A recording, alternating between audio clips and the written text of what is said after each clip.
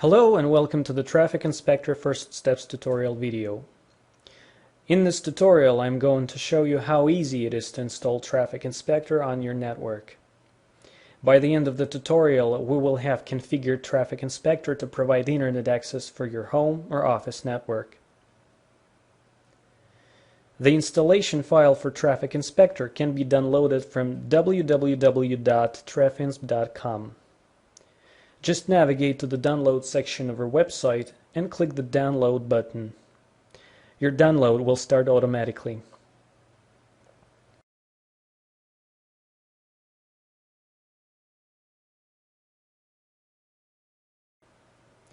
If you are installing on Windows 7 or Vista, there will be a UAC prompt, so click Yes to let the installer run.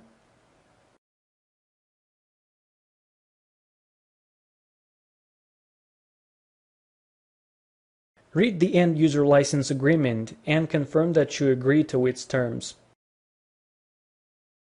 We recommend that you don't install Traffic Inspector on the machine with other third-party security software, as conflicts can occur. Choose where you want to install Traffic Inspector. Click Next to use the default location.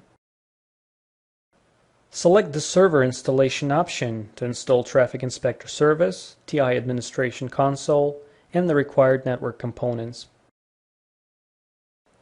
The installation package for Traffic Inspector includes Kaspersky Gate Antivirus, so you have to read the license agreement for this plugin and accept the terms. Traffic Inspector prerequisites include Microsoft .NET Framework 2.0 and Microsoft Visual C++ redistributable package. In case these components are missing, they will be automatically downloaded and installed, so internet connection may be required. We are now ready to install Traffic Inspector, so click Next.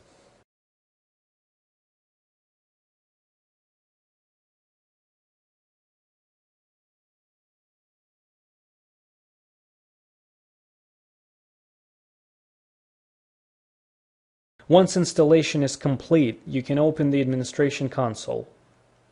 Note that it can also be opened from Start, All Programs, Traffic Inspector, Administration Console.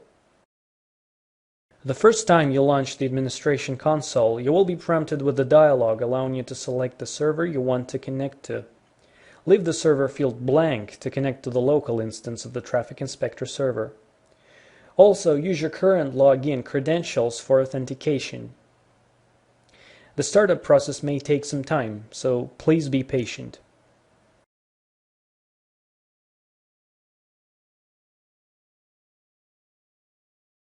Every time you launch the Administration Console, the program warns you of the unresolved configuration issues.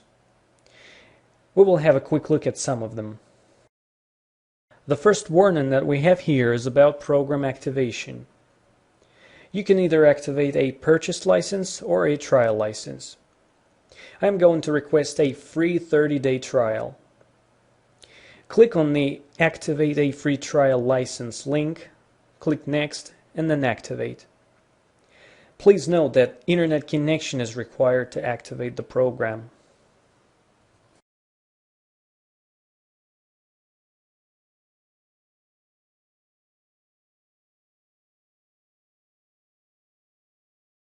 Now, another important issue is administrative access. That's the second warning that we have. What it basically says is that by default, all Windows users are granted access to the Administration Console, and we're going to disable this behavior.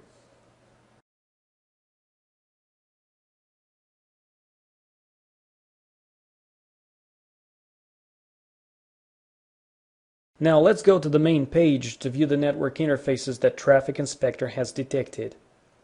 We see that the computer on which Traffic Inspector is installed has two network interfaces, one that connects to the internet and another that serves client computers on a local area network.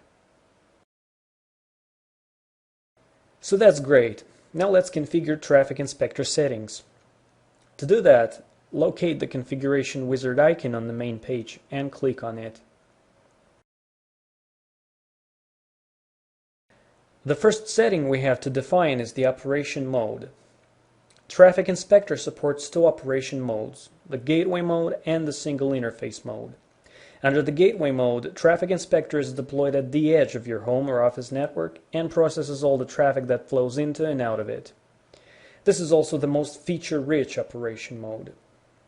Unlike the gateway mode, the single interface mode requires Traffic Inspector to only have one network interface that is connected to the internal network. In this configuration, a managed Ethernet switch with the port mirroring capability is used to redirect network traffic to the Traffic Inspector server.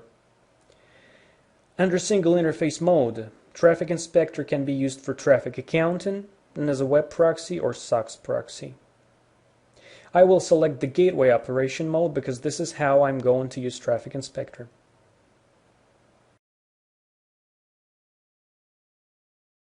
The Windows Network Address Translation Service tab is used to select the service that provides the network address translation functionality. On Windows, this is either the Internet Connection Sharing service or the Routing and Remote Access service. I'll choose the NAT is provided by ICS automatic configuration option because it is more appropriate on non-server operating systems. We recommend that you disable Windows Firewall on the Traffic Inspector server. The fact is that Traffic Inspector features a custom firewall, which is very strict by default and effectively prevents unauthorized access to your network and services from the Internet. So I make an appropriate selection, then click Next twice, and then Continue.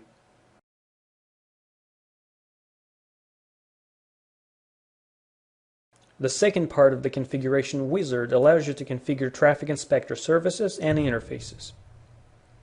Since we're only interested in the initial Traffic Inspector configuration, we can safely ignore advanced options, and we will use defaults. On the Internal Interfaces tab, select network interfaces that are connected to your home or office network. On the External Interfaces tab, select network interfaces that are connected to the Internet. On the External Firewall tab, select network interfaces for which Traffic Inspector Firewall will be enabled. The Interface NAT Mode tab allows to configure public and private modes for external and internal interfaces respectively. Make appropriate selections, click the Next button twice, and wait while the new settings are being applied.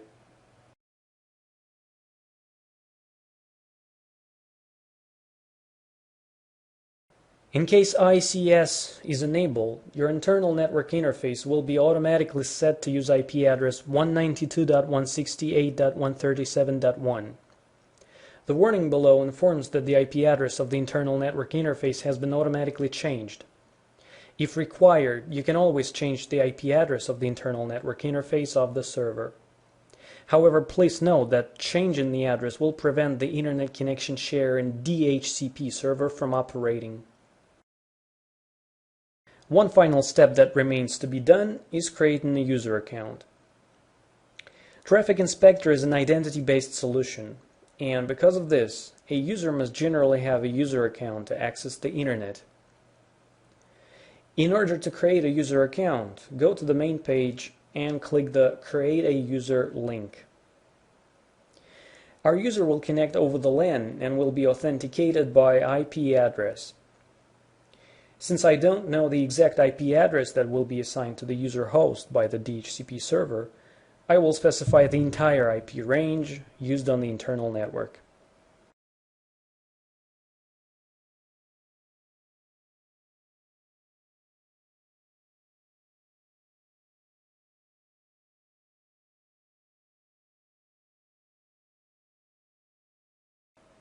Finally, on the Access Mode tab, I will select the Unlimited Radio button to grant unlimited access to the Internet.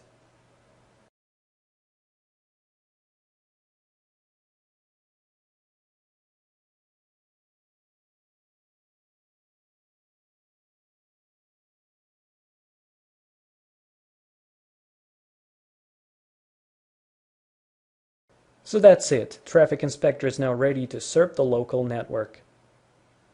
Let's turn on the client computer and test its internet connectivity. Here's my client computer. DHCP is enabled on this machine. So we will have a quick look at what settings it has obtained. By opening a command prompt and entering the command ipconfig/all, we see that DHCP is enabled and that the DHCP server is the machine on which Traffic Inspector is installed. We have been assigned an IP address in the same range as the Traffic Inspector internal interface, and Traffic Inspector server also functions as the default gateway and DNS server. That means that we are configured to connect through Traffic Inspector and should have working internet access. We can test this quickly by opening a web browser and accessing a web page.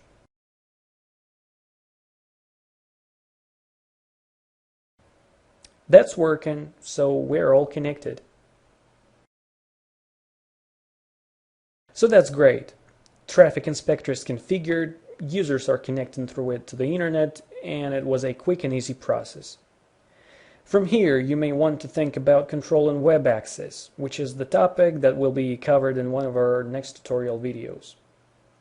As always, if you have any questions or need any assistance, don't hesitate to contact our support team by email at support@trafinsp.com or visit our website.